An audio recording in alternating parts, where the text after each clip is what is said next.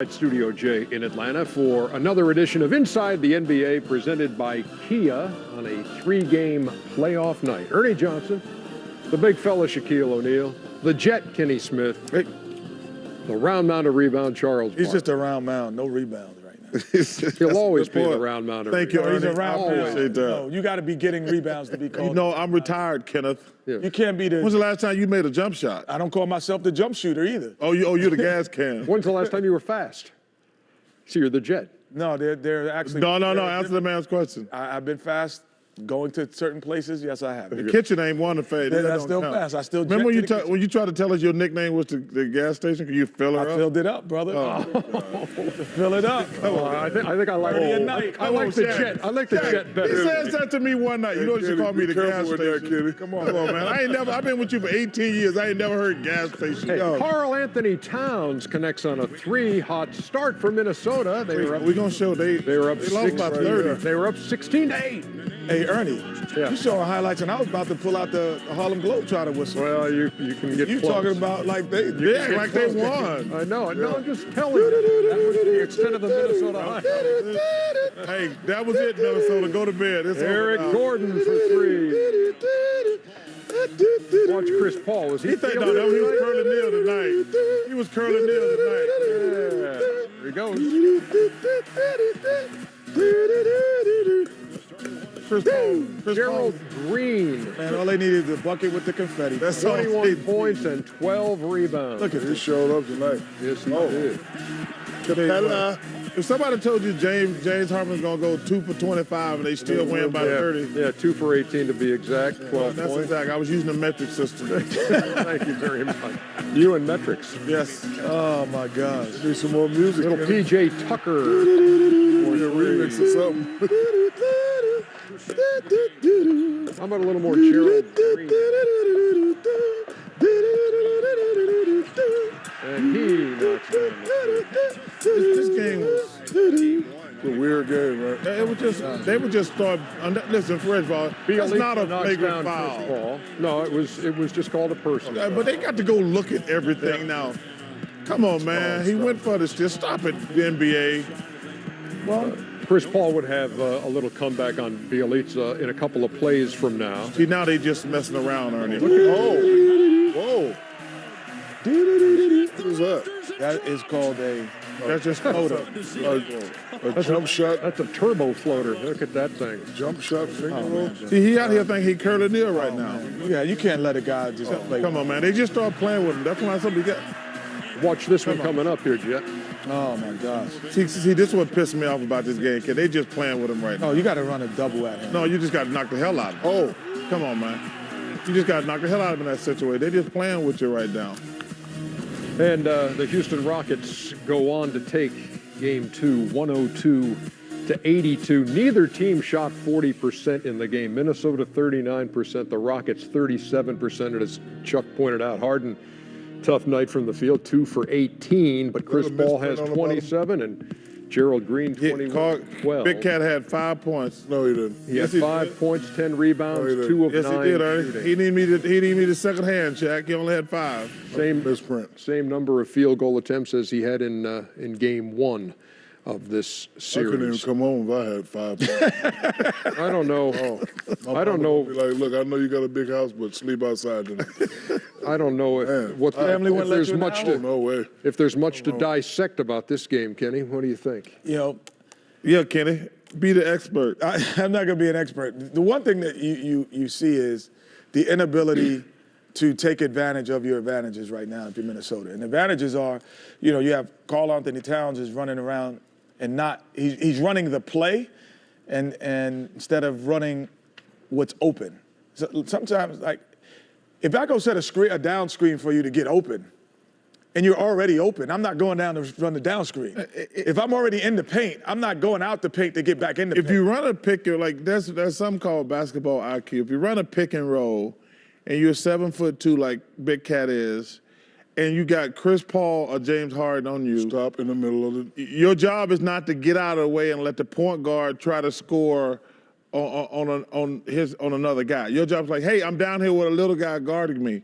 That's just simple basketball IQ 101. And What I don't defensively, they understand- let them play one-on-one out front too much. What I don't understand about the Timberwolves, I don't see any excitement. What I mean by that is two ways to beat Golden State and Houston. They got to be off, right? They only shot 32% from threes. They were off in game one. They're off in the first half. You got to get excited, put your foot on the neck, and go to work. Cause you only Yeah, but your best player, you can't because your best player had 5 points. That's true. Good point. 102. That's why I said there's no excitement. You got to get excited. You know, He's got to figure out a way to get. You know what I'm saying? They're shooting threes. They off. We up. He could We do got it. 'em, let's kill him. Carl Anthony Towns can do it. He's got to figure out a way to. He's got to get in the gym this summer and work on his game because his offensive skills. We showed a bunch of his offensive plays. Chuck. Then how did he do it all year then? Chuck. Well, because he got fast break points, and I actually thought he posted up. He shot threes, which I hate. If I'm watching a game and I see you perform a jump hook, that's telling me you know how to do it. He knows how to do it. He did it once or twice. That's all you got to do. He's had almost 50 Playing against points in little the game guys a couple times. Nope. Jump hook. Well, running hook. He has almost Sky hook. He's almost had 20 in these first two. 102-82, the final game 3 Saturday in Minnesota, the first playoff game in Minnesota since 2004 on Saturday. In the heat of the NBA playoffs, there are times when we're reminded that these are indeed just games we're watching and covering. There are real-life situations that arise, some celebrated, others mourned. While the Cavs were preparing to play Game 2 against the Pacers, Cleveland's Rodney Hood was letting us all know that he was the father of twins on this day. A few hours later, we were notified by the San Antonio Spurs that their head coach, Greg Popovich, had lost his wife of 4 decades, Erin. She was a mother of 2, grandmother to 2 others. The Spurs general manager, R.C. Buford, described her this way. She was a strong, wonderful, kind, intelligent woman who provided love, support, and humor to all of us. Members of the NBA family across the country were quick to wrap their arms around the Popovich family. On Friday for the Houston Watch Party, it starts at 7 p.m. Stop by the ticket office. Obviously, I'm a huge Pop fan. I love Pop. That's such a tragedy, and my best wishes goes out to Pop and his family. I know that's devastating news, and it's just a lot. I mean, the NBA family, we all stick together. I know we compete every night, but something like this happens, it puts everything in perspective. So, I send my well wishes and my prayers up to the heavens above. I know the man above never makes a mistake, even when you sometimes have to ask why. But that's just terrible news, and best of luck to Pop, man, and everybody in San Antonio, the whole Spurs family. About 5 years ago, I was fortunate enough to go to San Antonio, and I had a chance to spend a lot of time with Pop, actually 3 days, and couldn't have been any more gracious to me when I was in college, and welcomed me with open arms, took me to dinner, spent a lot of time with him, then coming here to OKC. He's always reached out to me, and obviously I was really upset to hear about the passing of his wife, and my thoughts and prayers are with him and his family, and I just wanted to say that before this started about the game, because I was really moved by it when I found the news out after the game was over with, and I really feel bad for him and his family, and my prayers and thoughts are with them. When you play basketball, man, I don't even know what to say. I mean, that's tough, man. But this game is a beautiful game. It brings people together. You build friendships over, from playing the game, and you get so much support from so many people that you would have never crossed paths with if it wasn't for basketball. And just want Pop to know that the whole NBA family is supporting him, and got his back through it all. It's bigger than the game. It's bigger than winning or losing. It's about the brotherhood that we've built as NBA players, everybody in the NBA family. And I know we talked about this earlier tonight, but let's just, one more time, we can go around the table here, Shaq, and we'll start with you on what Pop is going through now. Man, I'm sure he's feeling it right now. my thoughts and prayers go out to Pop. Great guy, does a lot on and off the court. Military man, have a lot of respect for him. He was in San Antonio when I was in high school, and my father informed me that he gave me a pair of shoes when I disrespected Pop one day, and my father told me, don't ever disrespect a military man again. And he's just always been nice and gracious and courteous, and I can't imagine what he's gone through. You know, married to his lovely wife for 40 years, and she's not with us anymore. So, you know, my thoughts and prayers go out to Pop, Spurs organization, his grandchildren, his kids. I'm sure he's feeling it right now. Yeah, again, you know, the thoughts and prayers goes out to the Popovich family. He has created a culture of basketball that everyone emulates. So we would only imagine that culture was created by how he does it in his household. And very rarely do people act differently inside their home than they do outside. So I'm sure that the appreciation that his wife had for him and he had for his wife, and she was probably big in terms of teaching him the culture of how to raise men in the NBA. He's been an activist.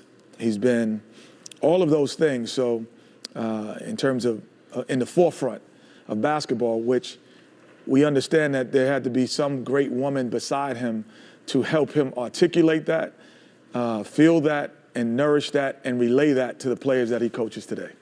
You know, once you part of a sports family, you get to know, I mean, you don't know everybody on spend a lot of quality time with them, but you get to know them. And every time I've been around Coach Popovich as a player, as a commentator, he's just been unbelievable.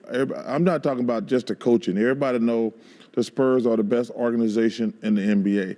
But I'm talking about as a person. And the stuff he talked about politically, I admired and respected. And this is just, you know, all you can do is say, give me your thoughts and prayers. I never know how another person feels. I hate when people say, I know how you feel, because every situation, every relationship is different.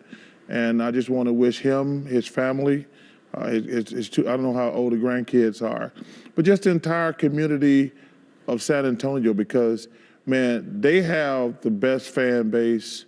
In my opinion, they have the best fan base in the NBA. Go ahead. You know, because that's all they got. Yeah.